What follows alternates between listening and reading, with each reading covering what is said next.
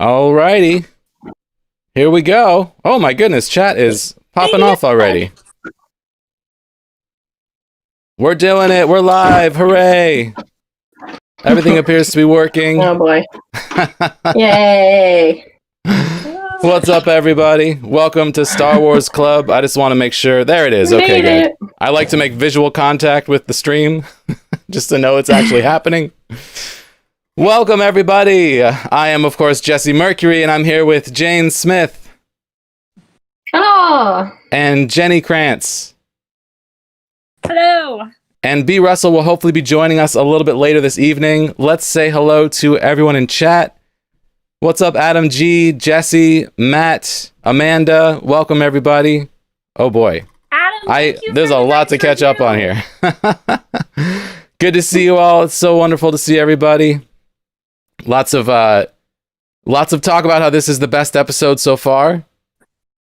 I'm so excited about this episode. What's up, DJ Riolu? Welcome, everybody. So good to see you all. Okay.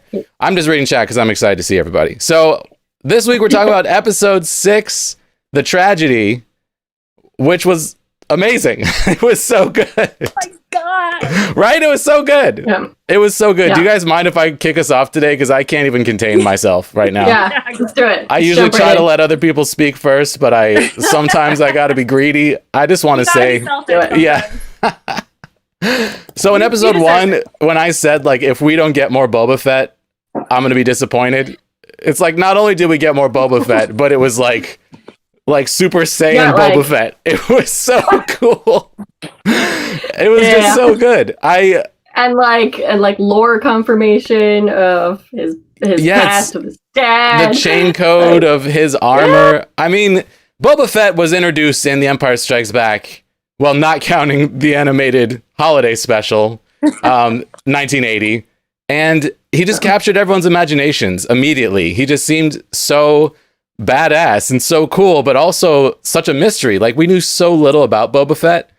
And one of the things that stood out to me in the prequels was Jango Fett and seeing a little bit of Boba Fett's backstory. And when I first saw it, I was like, I don't know if we need Boba Fett's backstory in these movies. It felt like, at first it felt to me like it didn't belong, but I've come to really love that backstory. Like, I really love having seen Tamura Morrison as Jango Fett.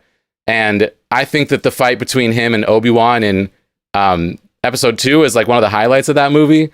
So to not only have Boba Fett in the flesh, but to have him played by Tamura Morrison, having seen him play Jango Fett and all the clone troopers, all of that coming together 40 years after the character was introduced, having been a Star Wars fan my whole life, always wanting to know what was underneath Boba Fett's mask, kind of getting the answer back in the day when we saw Jango Fett, but now really getting it and having him be like such a hardcore badass was just really deeply satisfying for me. I came out of that episode just like buzzing. I felt so happy and so excited. How did you guys feel about it? Let's go to Jane. Oh man, yeah, it was a real roller coaster of an episode. The excitement from seeing all that with Boba Fett and the horror of the Razor Crest. Oh my gosh. Like, basically vaporizing. And the only thing that survived is... Okay, so the gear shifter. We'll talk about it later. But do we think it's Beskar? How else did it survive when the only other thing that survived from the wreckage was the Beskar spear? Oh, I'm just saying. Maybe I that's love that. why Grogu has such a fascination with it. Yeah. Did that come with your baby Grogu, that little ball? Did he come with that? That's awesome. Yeah. I was like, how did she have that? It's like they knew that it was going to be a big part of the show, not just that one episode from season 1. It's supposed to fit in his hand. Adam G says it survived because Grogu was protecting it with his mind. Yeah! If it's in his little hand. I believe it. Yeah. Jane, what did you think of Boba Fett? Oh my god, I'm so jealous. Oh man, that reminds me, I found a Lego Darth Vader clock at Goodwill. I'm actually moving, Nice. so this will be the last Star Wars Club before I move. I'm going to try to have it all set up so we don't have to do anything weird, but next week, new place, and I'll be able to show off my new little Darth Vader Lego clock. Nice. It's so cute. I love it. Oh, thank you, Adam. Okay, Jane, what do you think of Boba Fett? Total badass. It was a little weird. This is more commentary on the stormtroopers. Oh, I don't know if my audio's doing weird things. Yeah, I'm hearing a weird thing as well coming in and out, but that's okay. Doing weird things. Okay. Total badass in melee without any armor. He just walks up and starts destroying all of these stormtroopers. Like brutally. Like clubbing them to the face. That's like 5 years in a Sarlacc pit grumpy right there. Yeah. He's got some anger management issues that he's working out on these poor stormtroopers. But it was epic fight choreography. I loved it. I did also love how honorable he was. He didn't have to hold up any bargain because they didn't really hold up or like strike any accord on the armor. He just went in and took it, you know? But then he's like, all right, I got my armor. We sort of had a deal, kind of. We talked about it. I'm going to hold up my end. Yeah. I loved that. That was amazing. Yeah, there's such an interesting juxtaposition in both of these characters, and in Boba Fett and in Din Djarin. Well, my headphones are falling apart. Look, it's like flapping. Hold on. Oh, there we go. Now I look funny. Molting headphones. I have to do that to this one now, so it looks even. Anyway. These headphones are like 15 years old. You know. You're doing a good job. What were we just talking about? The honorable nature of like these two characters is so interesting because like Din Djarin was also a bounty hunter. You know, we saw that in season 1. And you know, Boba Fett is in some circles the most feared bounty hunter in the entire galaxy. So just knowing that he has a sense of honor underneath all that is really interesting. And such a cool juxtaposition to the brutality that he showed. Loved it. Dude, there's like pieces of like stormtrooper armor flying everywhere, which I don't think we've seen. Just like exploded. Yeah, it's like usually very like. Oh, Jesse, thank you so much. You know, like. Sorry, Jenny, to interrupt, but Jesse just donated $5 and says, "Get some new headphones. This is a start." Nice. Thank you so much, Jesse. Thanks, Jesse. Yeah, Nice. that should pop up on screen, but if it doesn't, thank you so much, Jesse. I appreciate that. Jenny, go ahead. Sorry. Yeah, like it's usually. Oh my God, there it is popping up. I'm sorry. What? It's just a comedy of interruptions. That's very loud. Okay. Wait, I'm very loud? No, that was the donation message. Headphones, this is a start. Sorry.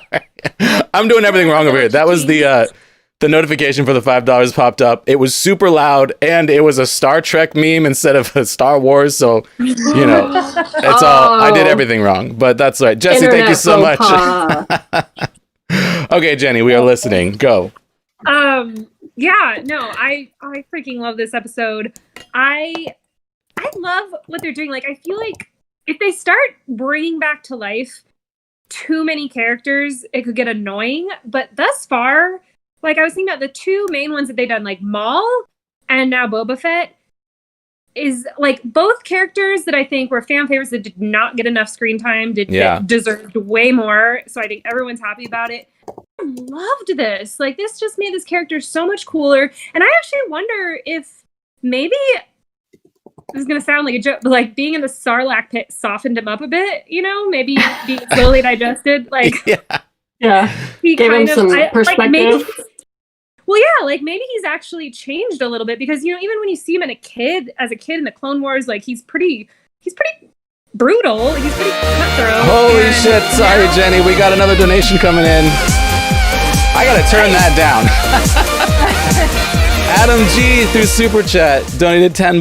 Hashtag loud Star Trek. Hashtag loud Star Trek during Star Wars. Hashtag headphone fin. I also have this text-to-speech bot going, so it's all very loud. I have to figure out how to turn that down. I'm sorry, Jenny, we're just interrupting you constantly. I'm sorry, go ahead. Adam, thank you so much. I loved it. I loved this episode. I thought, like, I mean, Boba Fett, yeah, was such a badass. Also, I love that, like, you can also tell, like, that he's been, like, living amongst or either observing or being trained by the Sand People. Like, his moves, the gaffy stick, very Sand People. And I just love, it was so badass. First of all, I love that we see him first without his armor. And it's almost like he doesn't really even need it because he's just like can totally hold his own. He's like armor, whatever. It's fine. He's just like whatever, doesn't even need it. And then but then he comes out and damn, like they're so good at these. Like, I mean, in a way, it's a little bit of a fan servicey moment because like everyone just wants to see Boba Fett, but it's just so well done. It's just he just comes out with his armor and it's just like bam, bam, gunslinger move. And I love that little joke at that where he shoots down the shit. He's like, nice shot. He's like, I was aiming for the other one. Yeah. Like, that was just such a funny, like, little, like, great little pun. Loved it. I loved it. And I love that he's just so, like, his face, like, probably from the Sarlacc is a little distorted. He's a little like heftier. the acid, like, maybe. Man, like, he's been through some shit. Like, I'm here for it. Oh, and I also didn't foresee. Did anyone else foresee them, like, teaming up? Or I kind of thought they'd be more... like he'd be an antagonist. Like I love this twist where him and having Ming-Na Wen back. Sorry, I'm gonna. I don't want to keep going. Keep going. Keep going. I'm so happy to have her back. I love this little trio. I love the way they went with it. That they're gonna team up rather than be against each other. Yeah, I totally agree. Yeah, I love this take on Boba Fett. Like this older, huskier, like. But also like angrier. Like this guy who's just he's been really, beat down by the galaxy and, whatever happened to him in the Sarlacc pit. Like that's rough. That is a rough fate. Like you don't want to end up being digested by a Sarlacc, of all the ways to die. That's like low on the list of things you want. If not like pretty close to the bottom. That's rock bottom. That's rock bottom. Also just one more little move that I loved is there's one stormtrooper where he comes up and he taps him on the shoulder with the gaffy stick. He's just like, beep, beep, until the guy turns around and then beats him. I was just like, God, that's such a good little detail. Yeah. It's so much character. You have to imagine that he got out of the Sarlacc pit probably when the Sarlacc was eaten by a crate dragon, because they kind of alluded to that in the beginning of the season. Like, how do you get an empty Sarlacc pit? Well, you have a crate dragon eat the Sarlacc. Maybe that's how he escaped. He was like in there being digested, and then this crate dragon started to eat the Sarlacc, and then he found a way out. Gross. I'll bet we'll get that story. I'll bet as him and Din Djarin are traveling together, there's going to be like a moment where he does the backstory. They've set that up too. They always do that with these characters. They always, show flashbacks. They did that with Queel in season 1 and with Cobb Vanth in season 2, where they show the flashback of what the person's been up to. So they've absolutely like set the stage for that. That would be awesome. I will say that I'm overjoyed with this Boba Fett. I was like of the mind that, sometimes it's best to let the past die, to quote Kylo Ren. Like sometimes it's best to just kind of let these characters die the death that they had in the movie and stop trying to like keep bringing everyone back, because sometimes it can start to feel false. And then it's even like doubly hard to take a character as iconic as Boba Fett and then put a personality behind it. You're going to piss some people off when you do that. So it's a huge swing. And I just think that they hit it. Like they connected for me, because I love this take on Boba Fett. This like older, grizzled, angry, but honorable guy.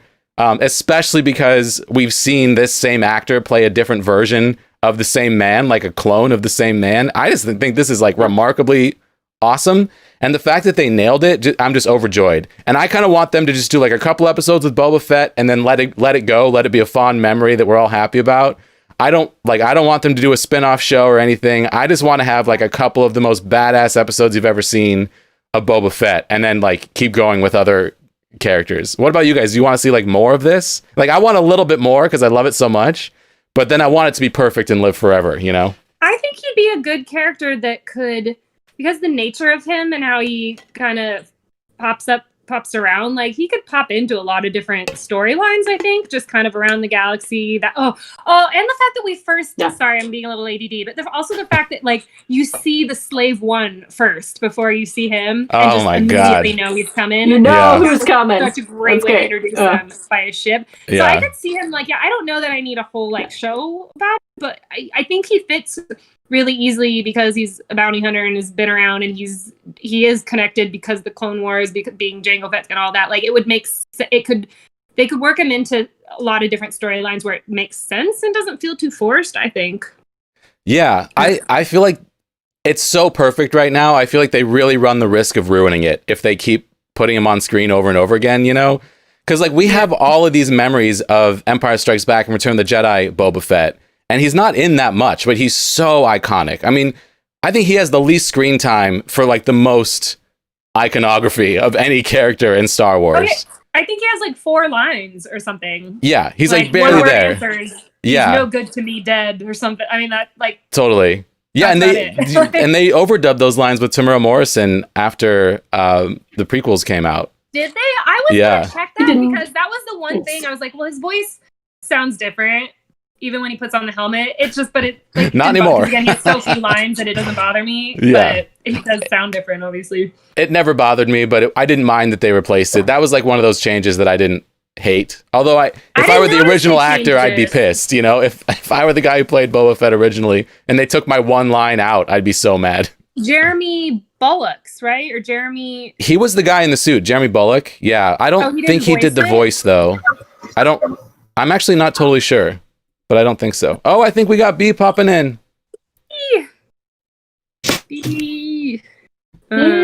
I see her wait, coming. Did you say so? Did they redub his voice? Did you say in the Empire Strikes, like the original trilogies, or just in the Clone Wars? Wow. Yes, after the prequels came out, they redubbed him in 5 and 6.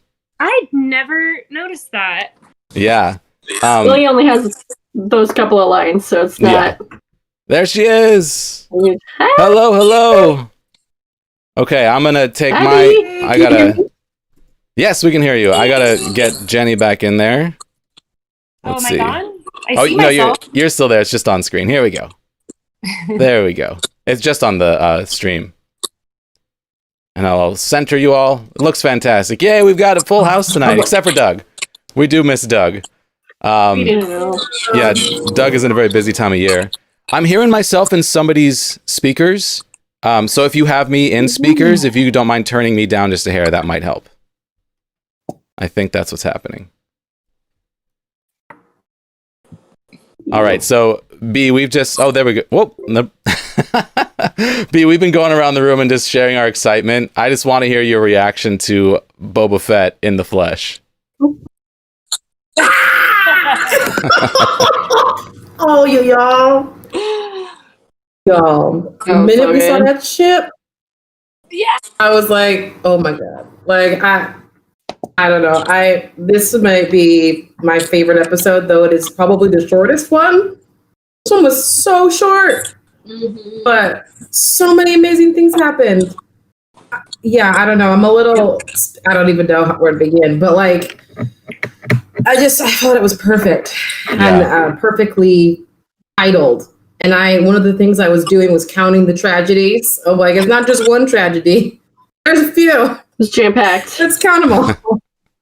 Like, there's just so, it's just tragedy after tragedy after tragedy. But like, I don't know. For me, I love the conflict. I feel like that's what makes storytelling more interesting, is when things actually start to get more complex and complicated. So the fact that just everything went wrong, basically, all of the safety net for Mando is completely gone. Like everything, like his ship gone, baby gone. I don't know if his jetpack gone. It might be. He took it off. I don't know if it's gone. If it got singed up once the Razor Crest got blown up. But yeah, there's so many details. There was one moment.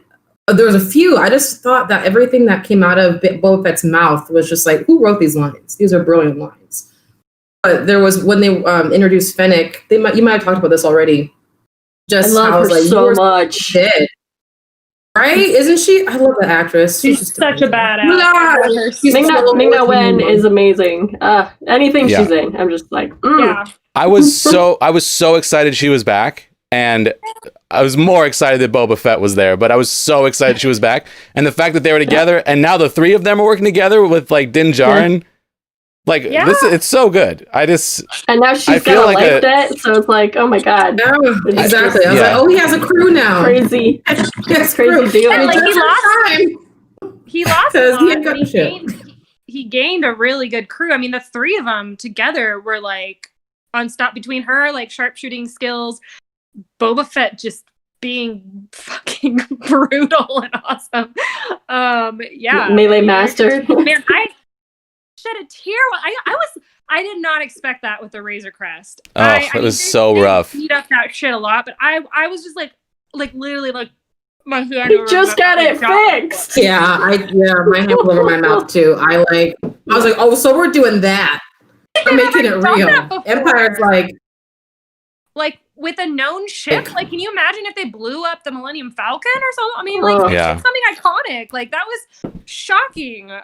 There's no coming back from this. Yeah, that was so unexpected, and like, I hesitate to say the look on his face because he's wearing a mask, but the look on his face when he saw his ship explode was like, you could feel emotion coming from his performance. It was amazing, and you know, I know there's like two different people that are often playing Mando in mask, and it's like Pedro Pascal doing the voice, so we don't even know which actor that was necessarily who did that performance, but it was really effective. I loved that. I feel like Fennec Shand also called out something about like the look on your face right now when she showed up, like, and you could just tell from the body language, like the shock of that moment, and then he played it so well with the body language when the ship went. It was just, it was beautifully done. Oh, so good. Yeah, I'm someone who is like a sucker for blowing up a spaceship, you know, like that really pulls on my heartstrings. Like there's so many memorable examples of a ship being destroyed that are just like classic, and this is one of them, you know, like this will go down in history as one of those really emotional losses for an inanimate bucket that you fly around through space in. Like this one was rough, especially after like going through all these, you know, steps to have it repaired over the last few episodes. Multiple times. Yeah, and I love that ship. I love it. I'm gonna miss it. Together with like ropes and spider webs. I mean, and it was flying. Like this ship survived more than most, and just to see it go out like that, I was like, no, like, when he was like digging through the wreckage, like just trying to accept this, and but it was so well done, and like the fact that he finds, you know, like the two things he finds, the little baby Grogu's ball and the Beskar spear. I mean, it was so well done. Like, I'm not mad about it, but man, it was sad. God. Yeah. Like the most I was shocked more than anything else. I was like, okay, so this is next tragedy. I was like, okay, what's gonna be the next one? Because I was like, okay, there's one. Yeah. I was kind of like, okay, that's what we're doing at this point in the story. Because I felt like there were hints that something was gonna happen to this ship. Because so much attention was put on the ship throughout the whole show so far in season 2, like the fact that it was falling apart, that it got out all the nets and stuff. I felt like they were slowly getting us ready for it, though nothing could really prepare us for that. Like it was like you're lucky that this ship hasn't just died and then now it's gone forever. But it's just like the fact that there was already so much attention put on the ship. It feels it was like a character got killed off. Yeah, it's true. And now I don't know if I'm jumping ahead too far, but it kind of relates to this. Like I said, like my one little nitpicky, I mean, it was like a brilliant episode, but my one little thing where I was just kind of like, I thought Din Djarin seemed more upset over his ship blowing up than he did with Grogu being taken. That was my only like thing, is I felt like his reaction to Grogu, he was just like, oh, no, he's gone. Like when Boba Fett's like, no, well, like, da-da-da. I feel like he was in he's gone. I hear you, but I felt like he was in shock. Because that's not just like, you know, it's almost like his child being taken, but it's also like his ultimate failure. And I just don't think he knows how to process that. Because like, It's his whole quest, his whole reason for existing. The last thing he has left as a Mandalorian, because his whole coven was destroyed, is delivering this child to the Jedi. With quest. Yeah. And on top of that, you can tell that he's grown to love Grogu. So for me, it kind of worked. It was like, it tugged on my heartstrings more that he was like, no, the kid's gone. It's just like, you know how, like he's broken defeated in that moment. Yeah. And he can't even process it. Yeah. So I like he's that. He's at rock bottom right there. Yeah. Yeah. No, that makes sense. I don't know. It just felt like a little, I don't know. I guess I was just waiting for more, like the expression he had of concern that I saw, like when he got eaten by the little squid thing at the bottom of the boat. And then like, you can kind of, I don't know. It just felt kind of like I guess it felt like to me like he was giving up a little easily. Like I expected him to go fly up on his jetpack to try and catch. I know maybe he saw those. It was just like, this is hopeless. Like it's gone. Like I don't know. I just was like, go after him. Use your jetpack. Go. They didn't have it though. Yeah, he didn't have the jetpack. He took it off. He picked the wrong day. Right. He picked the wrong day to put his jetpack down. You know. Oh, you're right. That's why I was saying I don't know if he even has one anymore. Never take your jetpack off. You're right. I forgot that detail. I forgot that. That makes more sense now. I was like, why is he flying after him? I forgot. Yeah. Okay, I'm not so mad about it anymore. Not so nitpicky, but they made a big deal about it taking him off. I loved how this episode set up the last two. And also, it is 8 episodes. I know we were unsure. We thought it might be 10. It's 8. And that's a bummer, but that's okay. We'll live. But I love how there's 2 more. Yeah. So I love how they set up the last 2 episodes with this, because we were talking about this formula, you know, how they're probably going to have a team up at the end of the season, and it's obvious that that's happening.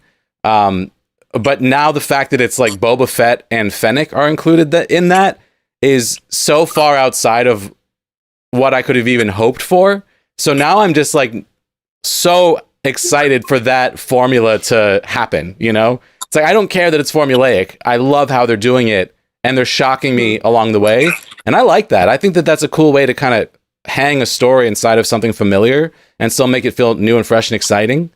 And then do we think that Ahsoka Tano is going to be a part of this team up? Because if so, Ahsoka Tano and Boba Fett on the same team. What if the Jedi that was called is Mace Windu with robot hands? He killed Jango Fett. What if Mace fucking Windu shows up and Boba Fett is there and sees the guy who killed his father? That'd be interesting. But has to work with him because he's like honor bound. That might happen. That would be incredible. I feel like that might happen. They've been tying up so many other loose like canon threads that I feel like that's something that they would want to address at some point. Whether it's in the next 2 episodes or next season or something, I feel like that's something that would be very probable. Yeah. And Sam Jackson and George Lucas have both said that Mace Windu survived. So there's. Oh, wait, they confirmed it? Well, they said that in their minds that's what happened, but neither of them are in charge of the canon anymore. So who knows? True. I do want to point out, Adam in chat said, I'm kind of hoping his ship will be replaced by a Beskar alloy Mandalorian ship like we see in Legends. That would be amazing if he gets like a whole ship out of Beskar. Amazing. So cool. Yeah. What if Grogu turns and takes Gideon's Darksaber and uses it to fight Din? Oh, damn. So like what if Grogu goes full dark side? Because he was like using some dark side to mess with those stormtroopers. He was using the force to choke a stormtrooper. Yeah. He was using force choke. Yeah, he was. He was. That was intense. Yeah. I just realized that I left my crock pot on upstairs. So keep talking. I'll be back in like 30 seconds. Time me. Hold on, I'm gonna mute my microphone. I'll be right back. The good thing about a crock pot is like it's fine. I know. I thought that was the whole idea is you just leave it on. Like they're incapable of burning, right? Yeah. I don't know. Crock pots are those grown-up things that I've never owned. Yeah. Anyways, I don't know. What were you talking about? I don't know. Well, I wanted to just say how maybe you guys mentioned this, but one of the 2 lines that Boba Fett said that I just loved was when he talked about how he was left on the sands of Tatooine for dead when he was talking about Fennec. And what did he say? He said, but fate sometimes steps in to rescue the wretched. And I was just like, wow. Like, talking about him and Fennec and the fact that he took the time to save her life. Like, I just thought that was really poignant into his character, because really all that what we've seen of him in that's like officially canon, you know, he's a typical bounty hunter, right? So who knows, maybe that time in the Sarlacc humbled him. I don't know. And he's like, you know what? I remember when I was Left 4 Dead, I'm gonna save your ass, because maybe we don't know his full story of how he was saved. Maybe somebody intervened. Right. Or Sand People, maybe. And he's passing it on. I was thinking, I would bet that he spent a lot of time with the Sand People, and maybe the same way that Din Djarin kind of connected with them and learned more about them and their culture and figure out how to communicate. I think he might have had a similar, because I can't remember if this was before you were going, but pointing out how it's like his fighting style with fighting with the gaffy stick looks like he's been he's either observed or trained by the Sand People. And yeah, I feel like he's been humbled, like, from the experience in the Sarlacc pit, living in this desert, like being, again, like literally hitting rock bottom. And he's come out with like a different, new sense of honor. Being vulnerable without his armor. Yeah. How that even happened, because he went into the Sarlacc pit with the armor on. So like, yeah, I'm so curious. So like, and the Jawas had it at some point. Yeah, the Jawas had did the Sarlacc spit it out? Was it like, ew, this is fiber, gross? Yeah, I would guess it makes it like he, I'll bet it has something to do with the Crate Dragon. Crate Dragon eats the Sarlacc. He gets out, but he's been like, you can tell like the scarring on his face. He's probably been digested by the stomach acids. He was probably left for dead. The Jawas came. Or the teeth. There were like thousands of teeth. Looted him, took all his armor, and then I'll bet either the Sand People find him and like nursed him back to health or something. That's kind of my bet I'm going with. I don't know. I feel like there's going to be a Sand People connection. They nursed him back to health, and then he spent this whole time like living with them, learning their ways, and then like he could have been dressed as one. Like we might have seen him as a sand person and not know it. Yeah. Mm-hmm. No. Which is how he knew that the armor had been exchanged. Right. I have to say, I just had a really weird thought I have to share. So in the original version, the Sarlacc does not have giant tentacles, but in the special edition, it does. And the mouth thing. Yeah. The weird beak. I did not care for that. Yeah. So it's always bothered me that there was like two versions of the movies, but I just realized that there's this like old Legends canon of Star Wars, and then there's this new Disney continuity that includes the prequels and the special editions. What if they are like, my new headcanon is that they are alternate universes, so that all that Legends stuff happened based off of the original 3 movies, but then there's an alternate universe where almost the exact same thing happens, and then it for a period of time, and then it branches off into this other adventure afterwards, and that's where we get, we don't have Jane and Jason anymore, we have Ben Solo, all that stuff is very different. Yeah. But maybe those two moments in these two universes met, and almost the same thing happened, but the differences were like, well, this version of Mos Espa, it was a much busier day. And this one, this Sarlacc had a beak, But besides that, almost the same thing happened. That's my new headcanon, so that Legends is now continuity with the original version of the movies. Star Wars multiverse. Yeah. Multiverse, exactly. That's legit. Why not? Yeah. I should say, I just finished reading Bloodlines. I read this whole book in a week. No way! Oh my god, is that thing? Oh my gosh! Wow. Yeah, I loved it. I loved it so much. Right? So I actually discovered that you can check out library books on your Kindle. So I have an Amazon Kindle, like an e-reader. And for free, you can just check out library books on your Kindle. And then you just read a book as if you bought it. And then it's not yours anymore when you're done. And it's free. Yeah. And it's insane. So I read Bloodlines. I've also... shout out to public libraries. They're the best. Yeah, that's amazing. That is awesome. Except for that I have such a book addiction. Like I can't go to the digital. I want to have it and I want to keep it forever. Yeah. And I want to display it on myself with its friends. You're a book dragon. You gotta keep them. I used to be that way, but I'm allergic to dust and I hate dusting. So not having books anymore, like my life is so much easier. Oh yeah. Yeah. And you're moving, so it's easier. Like every time I've moved, I regret it. I mean, I've moved like 10 times in the last 10 years, and every time I'm like packing up. The amount of money I've spent shipping books from place to place, it's ridiculous. It's illogical, but you could have just bought them again. Yeah, I know it would have been cheaper, but I can't. No, they're all the same. Yeah. Like, I get it. I get it. Of the original Thrawn trilogy, like they're just so beautifully worn, and like the creases in the paper. I'm like, this was my book when I was 13. I can't. A different one wouldn't be the same. Yeah.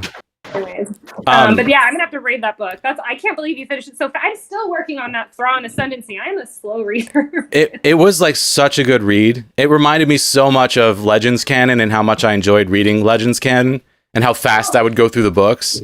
I brought this with me my trip. Nice. Oh my gosh, I have to give a plug real quick. Not for me, for another. And now I'm gonna have to look up to make sure just because I think you guys are gonna love this. Maybe I'll get you guys one for Christmas. I found this shop on Etsy. Gosh, I'm gonna have to look it up and figure out what it was called. But they make these woodcut bookmarks. It's a lightsaber, and you can choose your model. This is Leia's design, and then the little string matches the color of the lightsaber. So you can get Luke's lightsaber. You can get, Mace Windu. So cute. Isn't that the best thing ever? It's like I am so in cute. love with it. It's so thoughtful. Wow. And it is just, it's so like, it's so beautiful and nice to hold. Oh, I'll find an Etsy. I'll get the Etsy link and like link it next time because I can't remember. But yeah, I just had to plug that because I it's like such a great gift. I love it. I want one of those. While we're talking about reading stuff, I just also want to say Jane gave me this book, and I'm like 30% of the way through. What is it called, Jane? The Hank Green book? An absolutely remarkable thing. Yes. No. Yes, that's the first one. Yeah. Oh, there's more than one? Spoiler, there's two. Okay, cool. Well, it's really cool, and it's also like this thing that's happening with these weird monolith structures that are being discovered in the desert, and then like somewhere else, kind of like taken off of 2001: A Space Odyssey. This Hank Green book is also like very similar to that in a lot of ways, where this weird thing is discovered. And I saw him talking on TikTok about the monoliths that were just discovered recently, and he's like, yeah, it's very oddly similar to a thing that happened in this book, and it was like the book that he wrote. Yeah, and he's like, and it just so happens my book is on sale right now. So if anyone's interested, I think it's still on sale. It's like $3 right now. I do have to give a nice shout out to the audiobook version though. So anybody who likes doing audiobooks to multitask, that's a really fun one. Kristen C narrates it. It's so good. Yeah. Really fun sci-fi. Nice. Yeah. But yeah, Bloodlines was great. It was like, it's the first time that I've dived into the post Return of the Jedi canon in book form in the Disney canon. And I, have this really huge fondness for the Legends canon because I read so much of it as a kid. So I didn't want to read these new books. I didn't kind of like want to replace that canon, but I'm someone who actually liked the sequel trilogy a lot.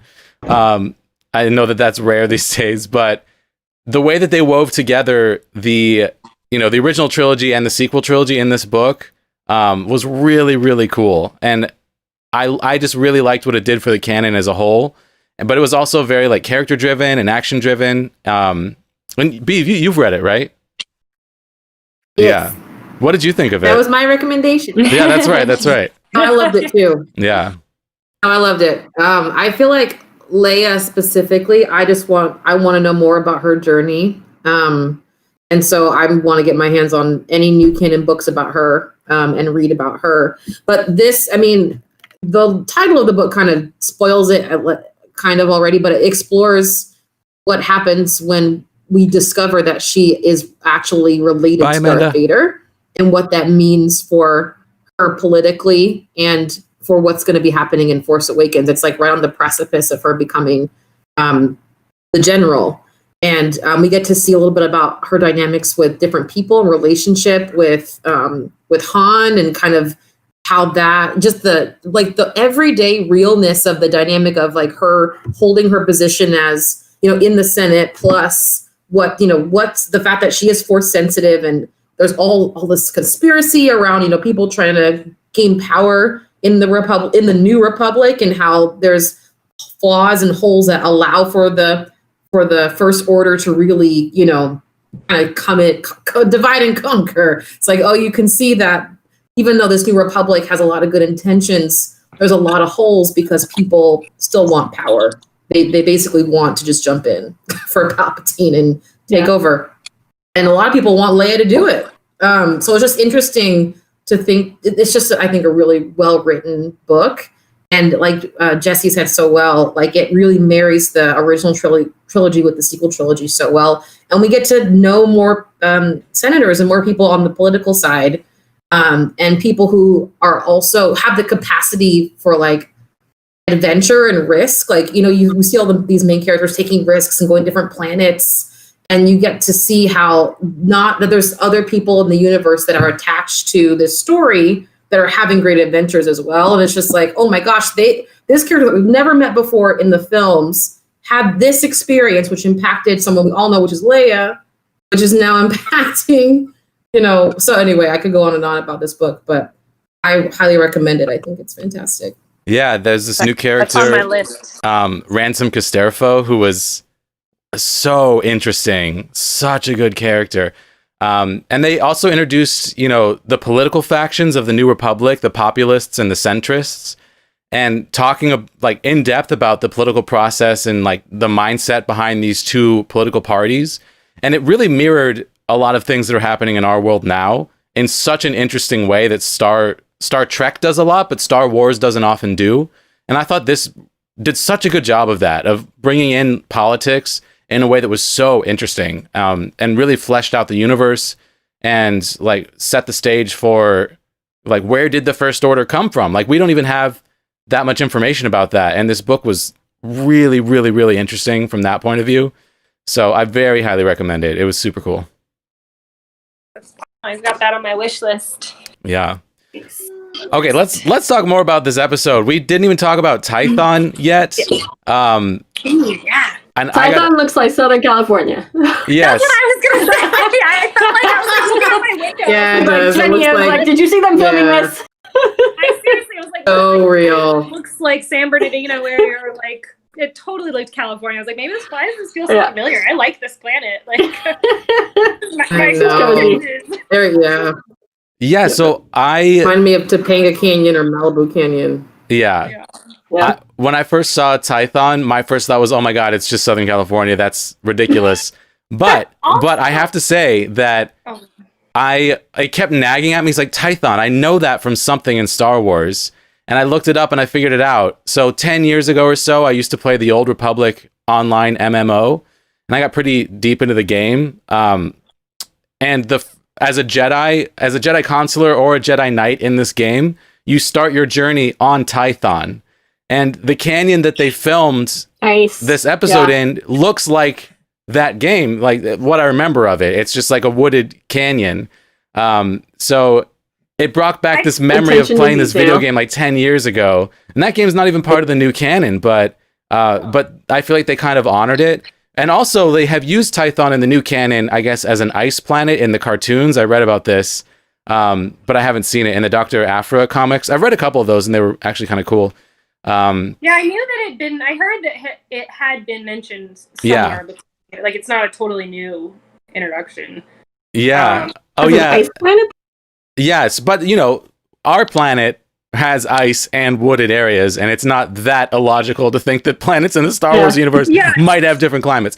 The one thing that's really different from the new canon is that Tython was supposed to be a central world, and there's supposed to be some sort of like atmospheric disturbance around it that makes it hard to get there. Something happened to it? Yeah. It's like the Spice Mines of Kessel, how you have to do the Kessel Run to get there. There's something like that around Tython. And they made it seem like Tython was in the Outer Rim in The Mandalorian, and definitely didn't address the fact that there was any spatial disturbances around it or anything like that. But for me, it was like calling back to the old canon and something that I was really deep into at one point, which is, that Old Republic video game. And Adam is saying that he played that game, but he started as a Sith on Korriban. Is Korriban Was that the planet? No, that was Exegol. What else happened on Korriban? That was like I actually played a little bit of a game file that started on Korriban, and that was like the ancestral home of the Sith or something, right? But so is Exegol. So what's the difference? Adam, if you know anything about Korriban, tell us. Anyway. So it bothered, yeah. Did anyone else get Lord of the Rings vibes from the Seeing Stone? Like that scene with like, it reminded me, I think it was called the Temple of Arnoth, I want to say, when in Fellowship, when it's the place where the first stop they go when Aragorn and when Aragorn and the Hobbits Weathertop? each other. Weathertop, thank you. Weathertop. And it had a very similar, like this, like kind of circular. And then when the dark, what do they call them? The dark. There's a name for them. The Wraiths? Dark Troopers? Yeah, when they're like closing. Oh, the dark Nazgul. The Nazgul, right? Well, no, I know the Nazgul. I was trying to think of the names in Star Wars of those. Oh. Troopers, there's like a name for them. Like, I think it was Dark Troopers. Dark Troopers. Yeah. When they're like closing in around Baby Grogu, like it completely reminded me of that scene in Lord of the Rings of the ring wraiths encircling Frodo. Yeah. Like I was very curious. I wonder if that was intentional, if that was kind of a little bit of a nod, or just I don't know. Because it looks very cool. Yeah, but I liked it. Yeah, no, it totally reminds me of that too. That's a really good call out. Like. It's very, very similar. Yeah. I don't know. Like, Oh, was Korriban the planet they went to in Clone Wars when Yoda goes on his, like, search for like, meaning in the Force? His little, Is that the planet he goes to? Was that Korriban also? I'm trying to remember. I just watched that. I love that episode. I can't remember. Oh yeah, wasn't that so good with Darth Bane? That was played by Mark Hamill.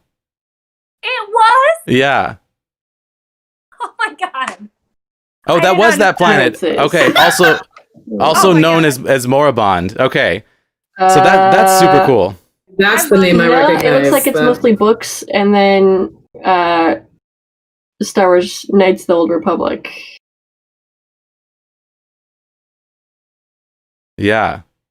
Anyway, I love when they also speaking of the Dark Troopers, that was from a video game as well. That I haven't played that game, but yeah, I just heard it online that that the Dark Troopers were originally from an older video game. So it's so interesting that they're like honoring different parts of the canon besides the Disney canon exclusively. Like they're going back into some of the Legends canon in a lot of different ways.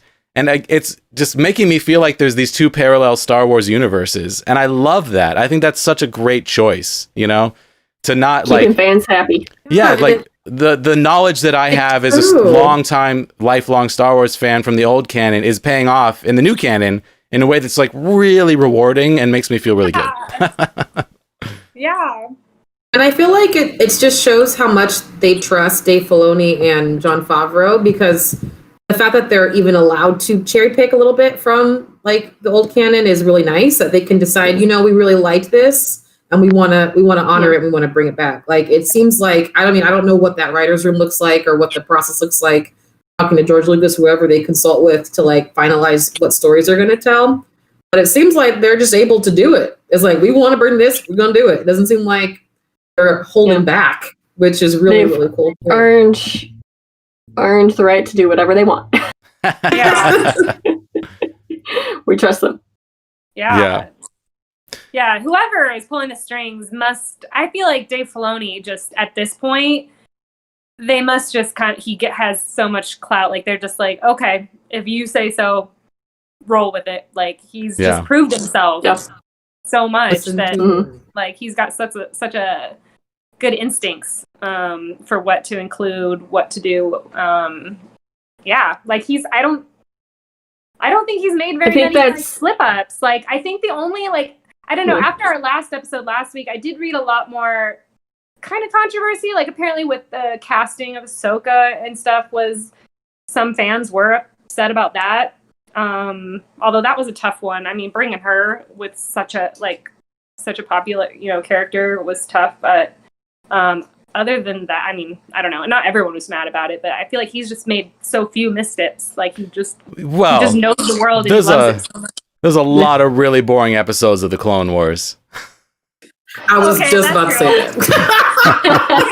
Well, now he's like earned. Well, he's earned it. Like he's made miss, whatever in the beginning, but where he's at now, that was early. Like he's got such a good pulse on it, and he's learned so much, and he's just, I don't know. I just feel like he's a fan himself, or he just knows us so well. Like I feel seen, I feel known. Like I just feel so loved by this series. Like I can't get over it. I totally feel that too. I'm totally with you. It like is really giving me this like this crazy joy that I haven't experienced from fandom of anything in quite a long time. I mean, this really makes me feel like I'm a teenager all over again, just like getting into Star Wars for the first time. Yeah. I mean, it's got me reading books again. I know, me too. That's real. I'm the same as you. Like, I was totally stubborn with the new series. Like, I was so in love with like the old ones, and like I didn't want to. I mean, I hadn't even like seen Clone Wars or Rebels until we started podcasting about it. Like, I had basically been just living in like, okay, I've got my original trilogy. That's my thing. Like, and I don't need to do anything else. But yeah, I totally, and it's so much fun. Like. I really look forward to this every week too. Just like having people to chat about with is super exciting as well. Yeah. Oh my gosh. I found my I meant to actually bring it because it's great. I was gonna send you guys some pictures of it. I actually found my old journal from when I was like 13 or 14 years old. And there's this, maybe I've told you this before, there's a page in there and it's just like, I love the movie Star Wars. No one else seems to love it. What it is about it.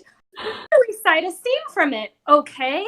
And then for the next 2 pages, I just write, Han, I thought you had decided to stay. Yeah, well, the bounty hunter we ran into an Order Mandel changed my mind. Han, we need you. You need. What about I need? And I just literally wrote out the scene from on Hoth between Han and Leia. Oh my gosh. Word for word.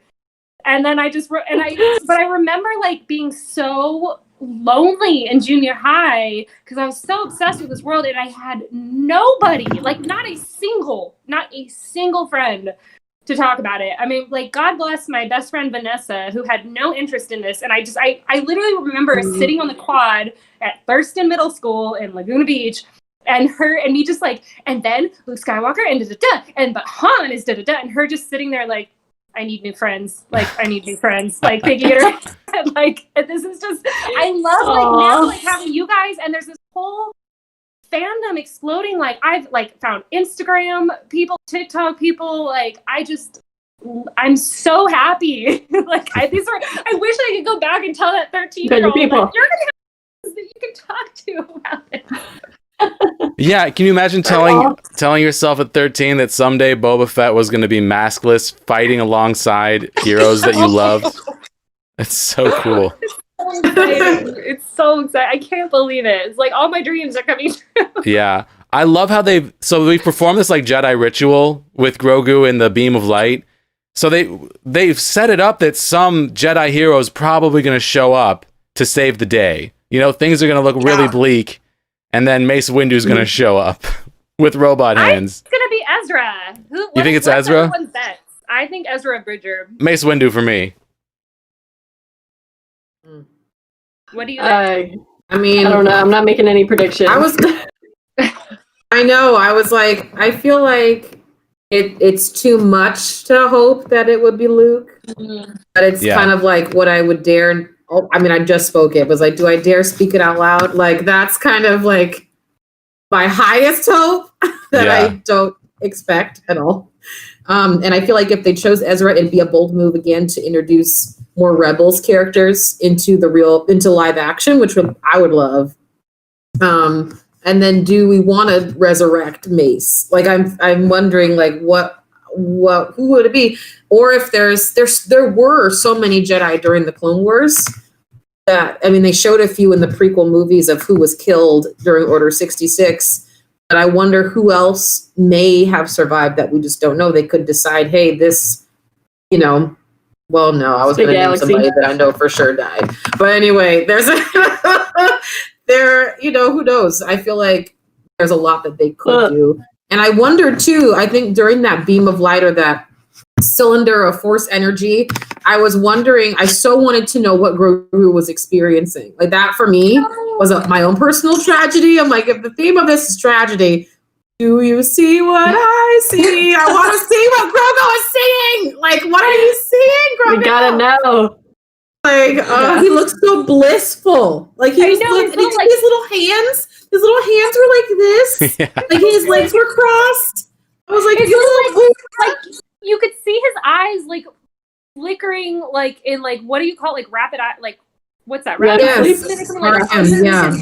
Like, oh my god! Yeah. I know. I was so curious. I was just like, what are you seeing? Yeah. So I wondered if there was a Jedi that came, but he reached out to him through the Force, and we just didn't see them.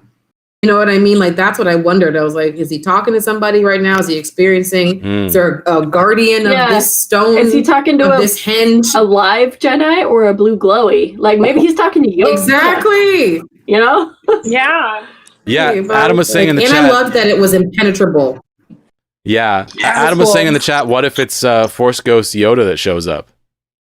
It could be. I was thinking here, like, even Kanan could show up as a Force Ghost. What if Kanan showed up played by Freddie Prinze Jr. as a Force Ghost? Yeah, that'd be awesome. I don't know how I feel about having Freddie Prinze Jr. actually. Like, I think that'd be too distracting. It would take me out of it. Yeah, me too. It'd be kind of Yeah, and Force Ghosts are interesting because, like, now we have some lore about Michelle Gellar. Yeah. Now we have some lore about like who learned how to become a Force Ghost, you know? I know, which is kind of cool. Oh yeah, you just watched that. It's so good. Well, because I remember that like kind of, I don't know, throwaway line is, but it felt like almost like a throwaway line at the end of Revenge of the Sith, where he's just like it was kind of cool, like, oh, okay, so this wasn't always a thing, like they learned how to do this, but God, I don't know. I don't want to get off on it again because I could record a whole episode just about that Yoda's spiritual journey. Like I loved that episode so much. I thought it added so much. I've been like, no, I don't know. I've been journaling about like usually in like my own life, fighting my own like demons and battles with certain things. Like I keep thinking about that episode. I love it so much. That's awesome. Yeah, it was so good. B was saying how she loved how this thing was impenetrable, which reminded me that there's that moment where Din is knocked out when Boba Fett first comes in and starts fighting. And I thought that this episode was so, like, all the interlocking pieces were really well written, where we got this moment for Boba Fett to shine because Din was knocked out, because the Force conduit was impenetrable. So everything just kind of like made sense, you know, like Din can't chase after Grogu because he put down his rocket launcher at the most inopportune moment. That's why he gets up to the top of the hill late. And the tracker was already on the ship, and that's why they were able to blow it up, because they could pinpoint exactly where it was. So all the little pieces just came together for this like perfect half hour of Star Wars in this episode. I have like no complaints about this episode. This was like really amazing. Does anyone have any like nitpicks or anything that bothered them? Just that like it took him 2 seconds to take the jetpack off. It would have taken him 2 seconds to put it back on, and most of the tragedy could have been averted if he just like, hold up a minute, I set it down 5 feet over here, let me backtrack, let me pick it up, let me put it back on, I'm gonna go save Grogu. Yeah. Yeah, I guess the whole time like, get your jetpack! I know. I wondered about that. So like the second time I watched it, that's what I watched for. I watched for where did you put it down and how far away? Because it seemed like he got down from the hinge real quick. And he got up real quick when there wasn't too much danger. Like when he had to go from talking to Fennec and Boba Fett about, you know, are we going to kill each other, or am I going to, you know, what are we going to do now? I'm going to convince you that Jango is my daddy and that's my armor. And then, oh, there comes that's an Imperial ship. Let me get back on top of this hinge real quick. Like he got up on the hinge so fast the way they shot it. Like he was down there with Fennec and Boba, and the next second he was on top of the hinge. And running uphill with full Beskar. That's got running up the hill. And then like, because I'm like, okay, where did he put the jetpack in? Is it close to the Razor Crest or close to Boba's ship? Like, you know what I mean? I'm like, did it get disintegrated in the blast of, you know, the Razor Crest being, you know what I mean? I'm like, I think it was did he actually lose away it? From both? Yeah. So I'm like, what? Exactly. That's the only thing is that second time I watched it, I was like, how far away was he really from that jetpack? And maybe in the panic of it all, didn't think to grab it. Like, it just seems so weird to me because in other episodes, he's very aware that he can just get his ass out of there with the jetpack. Right. I mean, the way I was thinking about it is that his parental instinct kicked in when Grogu was being threatened. The jetpack was behind him. Grogu was in front of him. He just ran towards Grogu. He didn't even like stop and turn around and think. And that was a mistake. You know, like he made a mistake. And he's such a powerful warrior to get the best of him, and to not just get the best of him, but to like really put him at a disadvantage. Like you steal Grogu and you blow up his ship. He, you know, none of those things probably would have happened if he hadn't forgotten to turn around and get the jetpack, or just made that tactical thought that, oh, the jet turning around is going to be faster because I can put that on and then fly up the hill versus just running up the hill, which I think he just did out of panic. And once you're like, once you're a little bit up the hill, it is going to take longer to go turn around and get that jetpack. So he kind of committed to it and had to keep going. And it was probably the wrong call, but it sort of allowed all the rest of these things to happen and to tumble forward, which I think is part of this episode being so well written. You know, they wrote in natural ways for all of these disasters to happen. And I really appreciate that. Yeah. I feel he like can RC. That's true. He can remote control it. So he could have, damn it, you broke it. Yeah. Well, no, Jesse, I think your point is still valid because we can't calculate emotions. Like once you are driven, once there's any real anxiety, fear, panic, logic often goes out the window. So if we're thinking of Mando as being more human, and now because he's allowed Grogu to come into his heart, when you hit someone's heart, there's less, you know, you can't be the same tactical warrior that you've been this whole time. That's a really, really good point. Yeah. And especially given that they start the episode with like probably the most like tenderest, sweetest, like, I don't know, was that the first time we heard Mando like laugh too? Like when they're in the ship and he's like, when he keeps saying Grogu, and every time Grogu looks, he's just like, Grogu. It's the cutest thing ever. Like, he it's really cute. loves him. And maybe that's like a good point. Like maybe his like love for his son and this like whole new like dad thing is kind of maybe compromising some of his, because it does seem like it seems out of character because he's so just fucking capable and good. Like the fact that he would just forget his jetpack seems like, but I don't know. Even I think that makes sense. And no matter what, like I'm fine suspending belief because you needed that to happen for the story to move forward, and it's like it's fine. I'm fine with it. But I like that. Yeah, maybe he's just he's so bound with this new like kind of like love and adoration that he just it's affecting his tactical skill. I don't know. I feel like this is going to have a long-term effect on his confidence and fighting ability. Maybe he is shook to his core right now, and he obviously is going to be kicking himself for making these tactical errors, and he's going to be like, well, I failed, you know, why should anyone trust me to make plans going forward? I obviously didn't know what I was doing. I feel like there's going to be an episode or two where he's just going to be like, just inconsolable. Yeah. Oh, he knows how to ask for help. That's a good thing. I mean, he inherited a nice crew. He's got friends. He went to Cardoon. He was like, they took the baby. Yeah. Come on. You know, he knows when to ask for help, which I think is actually really, really good. Like, you know, he knows when he needs extra. It's like, we need to find Mayfield, which I was like, oh, him, okay. And we gotta go get baby back. If I did have a nitpick about this episode, it's that I don't need more Mayfield. Yeah, I'm kind of a little bit like the fact that I wasn't excited about that. And referencing our least favorite episode of last season. Yeah. Why? But whatever. Who knows? Yeah, I want him to go straight back to Ahsoka. I really want him to recruit Ahsoka for the last couple episodes. Please, please, please. Because like Boba Fett, I feel like they just nailed and was so amazing, and we're going to get a little more, and I'm stoked about that. But B, before you got here, I was saying how I feel like that's going to satisfy this like lifelong desire to see more Boba Fett. And I'm happy if that's all we get. But with Ahsoka, I really want more. I want more Rosario Dawson as Ahsoka. I want a whole series of that. I have years worth of Ahsoka on the Clone Wars as reference, and I want to have years worth of Rosario as Ahsoka to like give her a chance to grow into that role. Not to say that she wasn't awesome, but you know, it just really seemed like they were setting up growth for the character, like having her at a different place than we've seen her last. Yeah, like I want to see where that goes.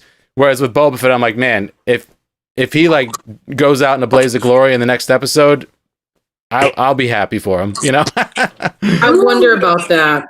Yeah. Because like we were talking. Oh, go ahead. Sorry. Oh, go ahead, Jenny. I was just gonna. I wouldn't be surprised if Boba Fett actually dies. Yeah. For real in this series. Yeah. Yeah. And then Din Djarin gets Slave One. Oh my god, I was thinking about that. What if that's his ship? Because then they can rename it because they need to, because that's a bad name. What if they called that the Razor Crest? Yeah. Razor Crest 2. Like that, as a kid, that was my absolute favorite ship. I had like a Slave One and I had a Millennium Falcon. And I'm like, which of these looks cooler? And I'm pretty sure it's the Slave One, you know? I hate that name. I don't even like saying it anymore. But it's like one of the coolest ships. Yeah, it's one of the absolute coolest ships, like as far as how it looks in all of sci-fi.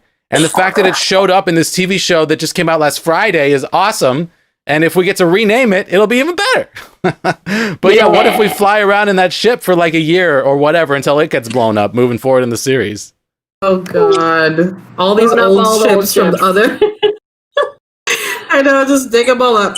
But like we were talking about, you know, this just the structure of the storytelling mirroring itself, like kind of finding a formula in how they do the storytelling.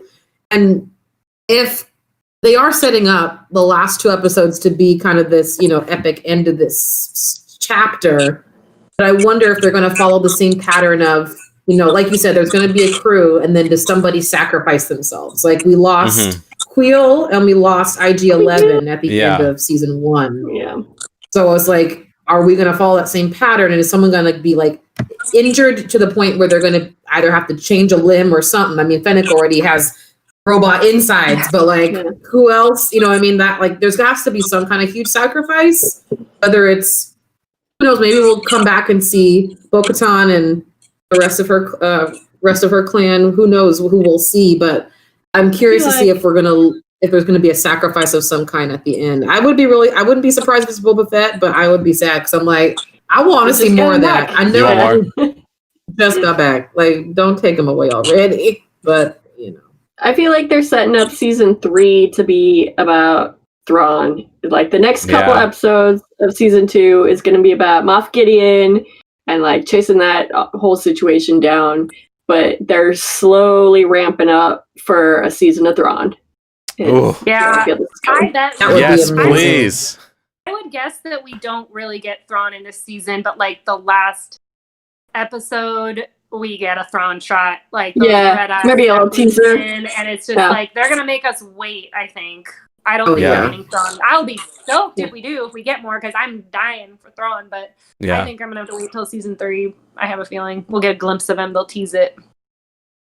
Yeah, I don't want this show to stop giving us new characters as well, because they've done a really good job of that. Like this season, Cobb Vanth was my favorite, but last season, I mean, IG-11, Queel, amazing characters, you know. So having some characters die at the end of every season is, you know, a way to build up like emotional stakes and emotional resonance, but then also clear the way for some more new characters or some more returning characters from the cartoons. I mean, I'm obviously all for that. I think that's incredible. But yeah, it would almost feel weird if they didn't kill someone in the last couple of episodes the way they did last season. Yeah, I would almost be disappointed because it's like, I want to be sad if Mayfield goes. Yeah, let's. I vote for Mayfield as well. Adam wants to know who we think is going to join forces with Din to free Grogu and defeat Gideon. I definitely want Ahsoka. Besides the obvious, we got Cara Dune, we've got Boba Fett, we've got Fennec, Mayfeld. Grief will probably show up. I want to see Bo-Katan. More Bo-Katan, yeah, for sure. I would love that. Because she wants that Darksaber. She'll be back. She wants that Darksaber. Yeah. And Moff Gideon got it. Oh, yeah. I would wager that we will see more Bo-Katan and more Ahsoka Tano on this show, maybe even this season, but definitely on this show in the future. After like the tease of Boba Fett, and we were all saying, you know, some people were thinking that Boba Fett was never going to come back, and that would just be that one tease. But then look what they gave us, like a whole episode about Boba Fett where he was at his most badass. Like, they know what we want, and they're giving it to us. So they're going to keep doing that, I think. Yeah. That's right. He had that tease in season 1. It was finally confirmed that was him that saved Fennec. Yeah, right. Yeah. Yeah. I know y'all talked about it already. You had to have. I mean, about see all the fight scenes with Boba Fett. Yeah. Like I literally just watch those on repeat because they're shot so well. Yeah. And like the thing about fight scenes is like showing where the power is. Like the power, that angle, like it's just like the way he be cracking those stormtrooper skulls. I was like, you are dead. Like you are armor, dead. like flying, like pieces of white armor, like flying out. Yeah. Worst armor ever. Like, why would you even give your soldiers that armor? It's like picking a target on them to die. Yeah. I know they made a joke about that in Rebels. I think Kanan says something. He's like, "Man, this armor really doesn't do anything, does it?" like the stormtroopers only thing they have going for them are sheer numbers. There seems to just be an endless number of people they can recruit to be stormtroopers and die. Like clown cars. Yeah. Yeah. I mean, like that was another like minor nitpicky thing, but it's not really nitpicking because it's totally on brand for Star Wars. The idiocy of stormtroopers, but like when she like rolls the rock down and the rock's coming straight at him, he's just like like trying to like shoot the rock, but not just getting out of the way. I'm like, this is like take 2 steps to the side. Like, yeah. Move. You're not doing it. He's just like shooting at the rock. Like oh, everything to your side. You're alive still. Like, yeah, that was a fun moment though with the rock. Adam says the Indiana Jones reference. He also says, considering there's only a $15 million budget per episode, the fight scenes were great in this episode. And it was directed by Robert Rodriguez from Sin City. So the fight scenes in this episode were really remarkable. Like, Boba Fett dragging that stick behind him is so iconic. You know, so iconic. And like, I'm someone who doesn't like violence unless it serves a purpose. I hate gratuitous violence, like Game of Thrones. I hated when they would go over the top just for the sake of it.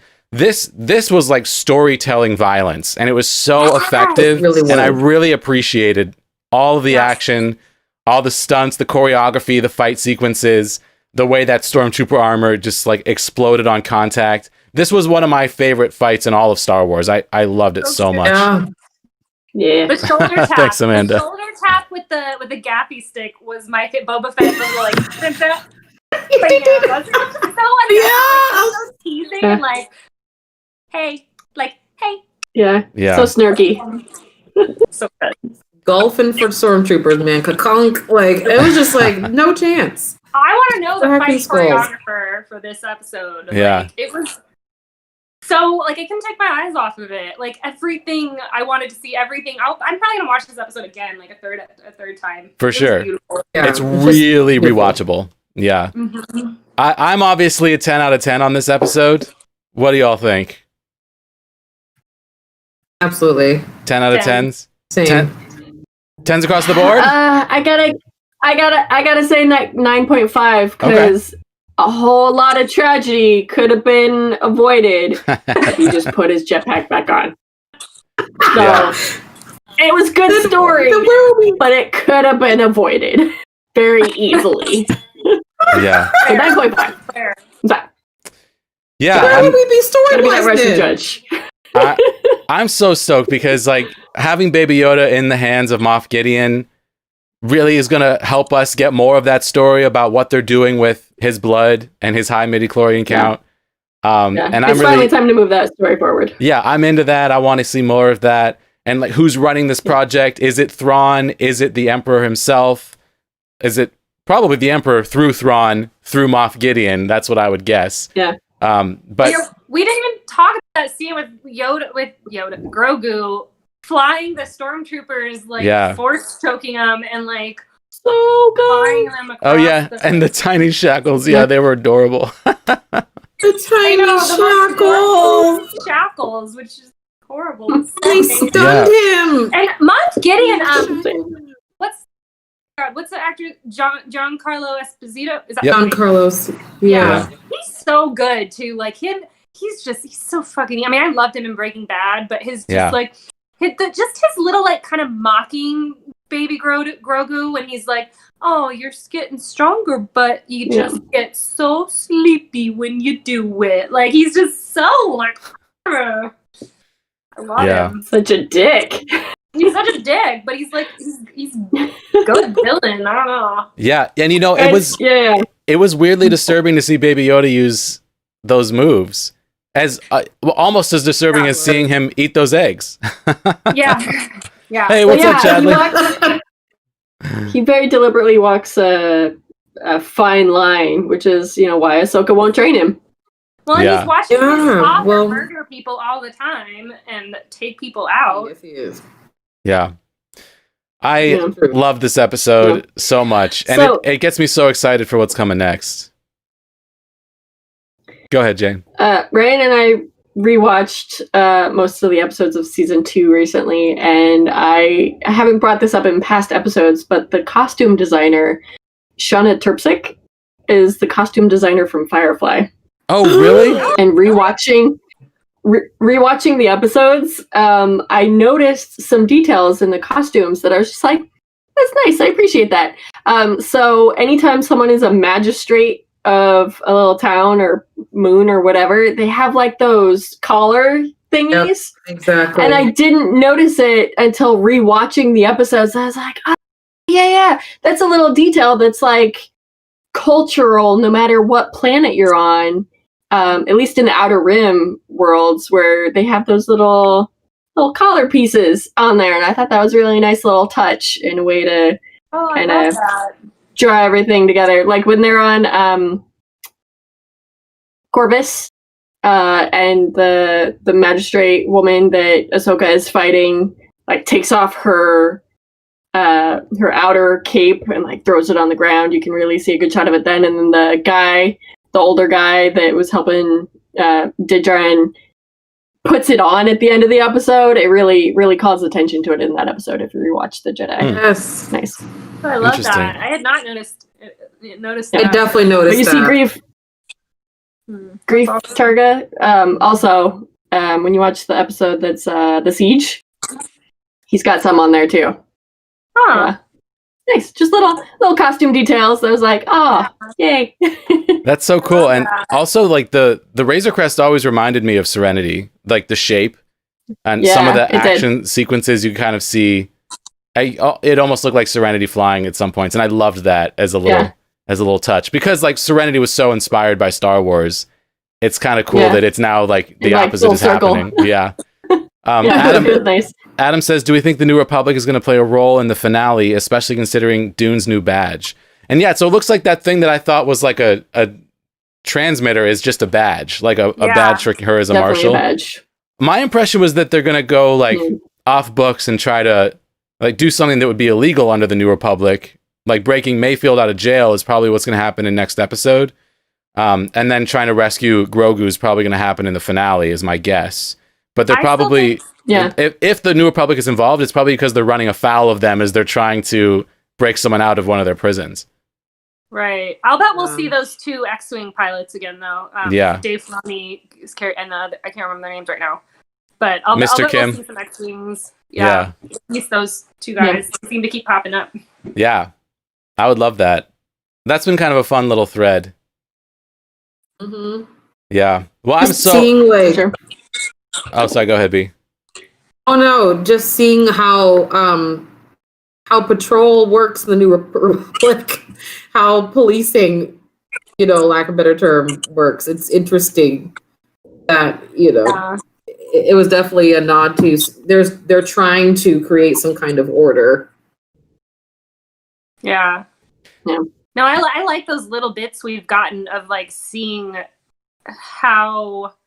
Yeah, just how they, because these movies in the past, again, it's like happy ending, yay, New Republic. And you don't think about all the work that has to go into actually like governing and setting up a whole new thing. And they seem to keep switching back and forth between Empire and government.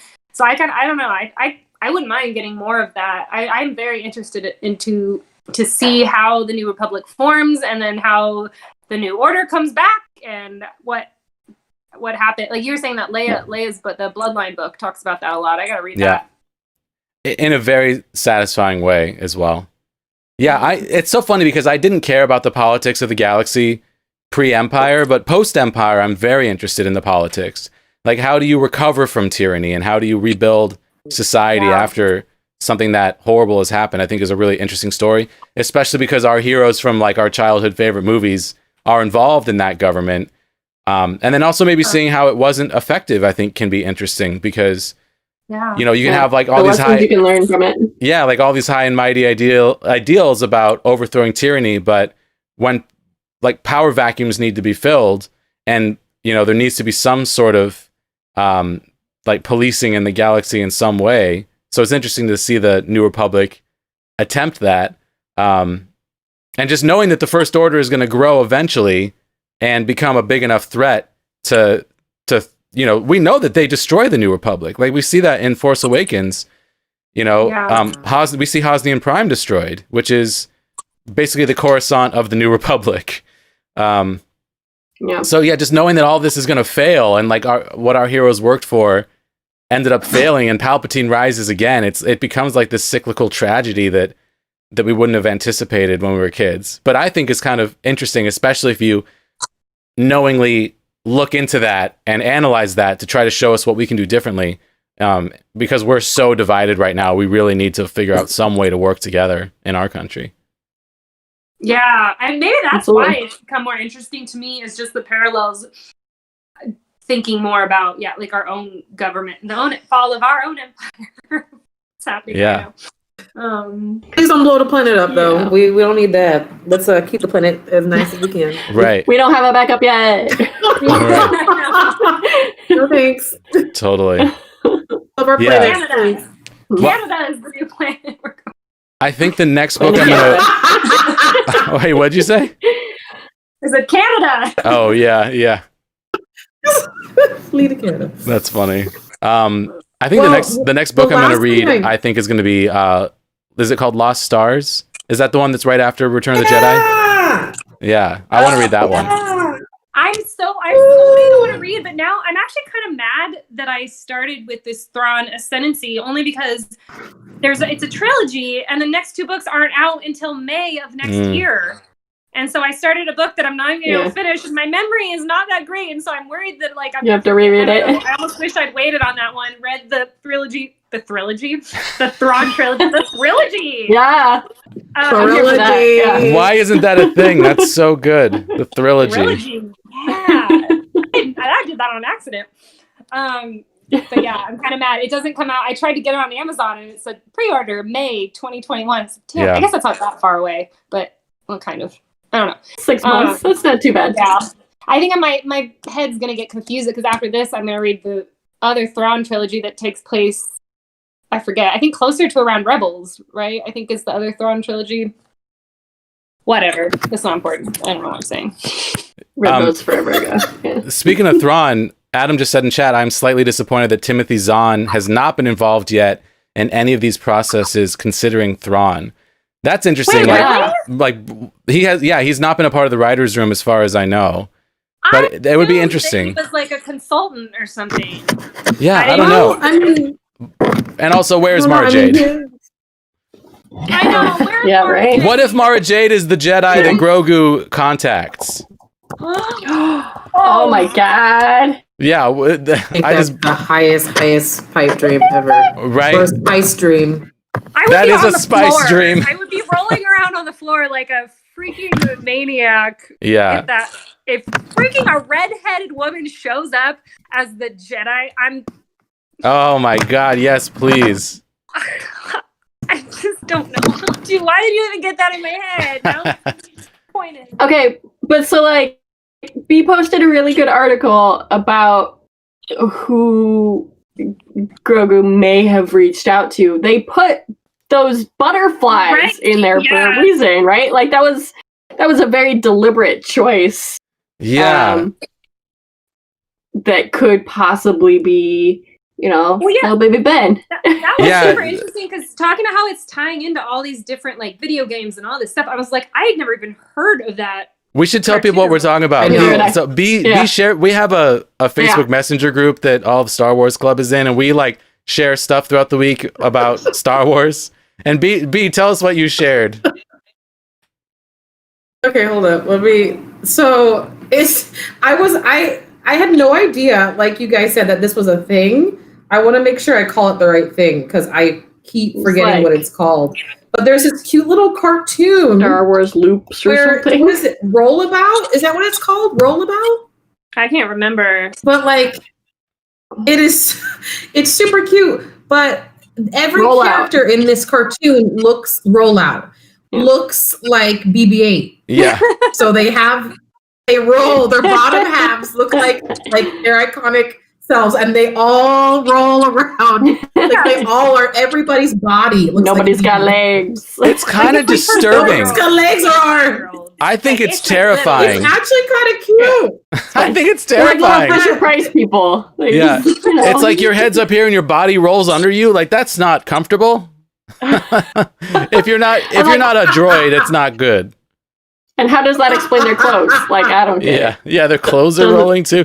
I watched like a minute of this cartoon that you shared with us, and I'm like, this is terrifying, and I stopped. But anyway, that's where the blue butterflies possibly comes from. Yeah. Yeah, but they also don't speak, which is also really funny. They just make noise. Yeah. Like, it's just so funny. But all that said, the episode, it's a 2-part episode where Ben stows away on the Millennium Falcon when Han and Chewie are like secretly going on a mission behind Leia's back, and they get captured, and Ben ends up saving them. While saving them, he's also freeing these blue butterflies that have been captured by, it looks like, are they pirates? I think they're pirates or bounty hunters that are like trying to capture these butterflies that make diamonds. Look like they literally, when they fly, diamonds fall beneath them. So he, in the midst of saving his father and Uncle Chewie is what they call him in the cartoon, he's releasing and freeing all these gorgeous, like, force butterflies that drop diamonds wherever they go. And it looks identical to the butterfly that we see in this episode. So the article was about, was that a subtle like way to say he just reached out to Ben Solo? Because this would be before he becomes Kylo Ren, as far as where we are in the timeline. Yeah, like he's a little kid. There's no way he can go on a rescue mission right now. Right. He's like 5. They said he's like 4 or 5 years old at that time. Yeah, but if he's the one who's contacted and he's like, "Daddy, can we go?" And then like the Millennium Falcon shows up with Han Solo and Chewbacca and little like 4-year-old Ben Solo. Yeah. If that's what they're doing. Leia, like he brings his mom along, and Leia's the Jedi. Yeah. Mom, yeah. And she's the Jedi that actually helps. If it's Leia, oh shit. I almost would rather, like, if I had to pick between Luke and Leia, the only reason I would say Luke is because in terms of casting, I feel like this would have leaked by now, but if Sebastian Stan just looks so much like young Luke Skywalker, it's scary. Yeah. That, like, I don't know. I have a hard time. I don't know that I would want anyone else to play young Leia's. I don't know. I agree completely. Young Han Solo in this thing either, though. I don't know. And Luke's the one that has the connection with Yoda, not really Leia. So right. Plot wise, it would make more sense if it was going to be one of the two of them. Yeah, and also the fact that Carrie Fisher's passed away and she can't like comment on who's cast as a young her. Yeah. I don't like it. It feels weird. Whereas like it feels disrespectful to like Sebastian Stan with Mark Hamill's blessing would be incredible. I mean, even bringing Harrison Ford in and like de-aging him to look like his Return of the Jedi age, so he could have like young Ben Solo. That would be nuts, right? That'd be crazy. Yeah, deepfakes can do some crazy things now. So like, I mean, someone has deep faked him into Solo, a Star Wars story.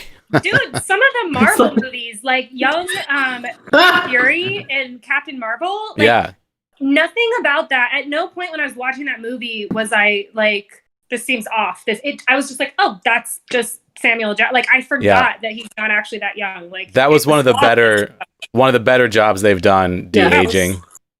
Yeah, I agree. Like, it was so flawless that it wasn't distracting, like the same way that, you know, some of the digital like editing or, you know, has been. It was great. Yeah, I mean, he's also aged so gracefully that, you know, you don't have to do as much work. Yeah, that's true. That's true. It's true. That's very true. Yeah. Did y'all, any of you see Gemini Man? Oh, that's the Will Smith movie where it's him versus his younger self. Yeah, how is it? It was freaky. As far as like the de-aging technology, it's the best I've seen on a big screen where almost the whole movie you see somebody in de-aging with the de-aging technology, and like some of the other ones, especially in the Marvel films, like it's just so obvious that they've de-aged this person. It's like I'm a little distracted and taken out of the story. But with this, because it basically was a movie about de-aging almost, like you know what I mean? Like the whole idea is that he's fighting I don't want to give it away, I guess. But I mean, it is himself. Like it really is. It's a clone of himself. Sorry, I missed. What's the movie called? I missed the title. Gemini Man with Will Smith. Oh. But like it, just for the technology itself, I saw it in theaters and then I saw it again when it was available to stream. I just was fascinated by how much better the de-aging technology was. So if anything, if you like kind of those crazy action films that don't necessarily need a whole lot of plot, then feel free to watch it. It's fun, it's action-packed, and there's some really amazing chase scenes. And I like Will Smith a lot. He's one of my favorite actors. But I love him. I literally was like a little scared. I was kind of like, this Minority Report, and someone about to steal my identity because they have the technology to do it now. Like, I was like, oh God. Like, I was like, if we are able to make it look this good right now, I'm like, I'm so scared for the future. Excited and scared because, wow, what was that? What does that mean? Yeah, I still, as much as I want Mara Jade, I think Mace Windu showing up because of the Boba Fett, Jango Fett connection, that's still my number one desire. Yeah. As far as which Jedi is called. Yeah. If I'm being like, it's hard just because I want Mara Jade so bad, but if I'm being honest, I don't know that this is the best. They've already like thrown in. I don't think they're gonna. I don't know if like in the last 2 episodes throwing in Mara Jade, it makes the most sense for this. Like, I'd almost want some more build up to her or something. I don't know. I want to meet Mara Jade in the Thrawn season. You know, if they do a season 3 and it's all about Thrawn, I want her to be.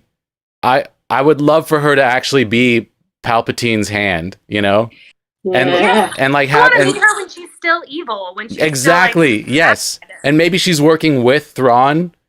And then somehow is turned because of Grogu. Come on, this shit writes itself. Yes. I can wait for them to do it right. I can wait for Mara Jade. Yeah. This is a good point in the chat. Mace Windu would have to answer a lot of questions about where he was during the events of 4, 5, and 6. Yeah, I mean, I feel like I feel like there's a lot of ways to do that. I think just like what they've done with Ezra Bridger is one example where he's shot across the galaxy by space whales. You know, you could do that. You could just the Purgles. Yeah, like you could do something with like that the world between worlds, that force pathway. Maybe he walks through that or something. I don't know. There's so many ways that you could have him forced to be away. It's a big galaxy. I mean, also like considering the fact that like Yoda and Ben were in hiding, like that is what the Jedi do. You know. That's what they've been doing since Order 66. So I'll buy it, whatever they sell me with Mace Windu. I'm ready for more Mace Windu. Like if you die in Star Wars, we have to see you turn into a Force ghost or see your body crumple and your clothes just fall down where your body used to be to know that you're dead. Exactly. You know? Otherwise, you're coming back. Yeah, totally. Well, I think we should wrap it up for tonight, y'all. Does anyone have any final thoughts about this episode they want to share? I feel satisfied. Me too. Just So good. never take the jetpack off ever again. Yeah. Damn Nice. it, Yeah. Well, this Captain. was. I think this was our second highest rated of the season. I think episode 1 was just straight 10s, right? Oh yeah. Episode 1 was so good. Does anyone remember rating episode 1 lower than a 10? I don't remember that. Although I would say I would rate I might have. I don't remember. below this one and below 3. Episode 3 is still. Yeah, There'd be a Bo-Katan's. tie between this one. I still love that Bo-Katan reveal is like Yeah. my favorite thing that I've seen. Ferris is Yeah. good. I mean, whatever else happens, this season has been phenomenal. You know, like they have kept the bar so high. So high. I mean, this Boba Fett shit was awesome. Like, this was great. This was like Star Wars nerd wet dream. I mean, this has been amazing. Oh, it's so good. true. I mean, y'all, when he fought in that armor for the first time, I was like, Daddy, Daddy, what are you doing? Yeah. That fight scene. Oh my God. Yeah, After so many years without his armor and just slipped back in like it was nothing. that reminds me, my one complaint when I finished watching this was that we didn't get the moment where he reclaimed the armor. Like, why not show us the moment where he goes onto the Razor Crest and picks up the armor and flashes back to when he was a child picking Like, it up on like during the Battle of Geonosis, you know? Like, I want to see Boba Fett reclaim his armor. That's the one moment they didn't show us. Forehead on the helmet. Well, yeah, I want to see him put that shit on, you know? That was one thing I didn't pick up until the second time I watched it. I missed because I didn't even see, when I watched it the second time, I saw there's a moment where he sees the Razor Crest and he looks at it and like, I missed that the first time and I was just like, oh, where the heck did he come from with the armor? Like, it seemed out of nowhere for me, but then when I watched it again, I saw it, like, he looks at the ship, but yeah, I don't know. Yeah. It was excellent. Such a good episode. All right, y'all. It's so fun as always. Hey, what's up, Quite the Snapper? Yeah. Thank you, everyone, for being here. We always appreciate it so much. We'll be back next Sunday is the plan. I am moving between now and then, but as long as I don't run into any problems, we'll be streaming next Sunday. Yeah, it's so good to hang out with you guys. Thank you for being here. Jenny, Jane, and B. Remember when it was Jenny, B, and Doug? When we were on the podcast version, it was always Jenny, B, and Doug. But I'm a understudy for Doug. I've already decided that if we're all here, it's Jane, Jenny, B, and Doug. Anyway, thank you all so much for being here, and Grogu as well, who's been watching us. Ooh. He gets animated every once in a while. Yes. I'm planning to stream some Mario Maker later in the evening tomorrow over on my gaming channel, so I will hopefully see you guys then. I have a doctor's appointment at like 1:30, so I'll try to be home by hopefully like 3:30 or 4. It's going to be a little later tomorrow, but I'll planning to be there. Thank you guys so much for being here. Until next time, may the Force be with you. Bye, everybody.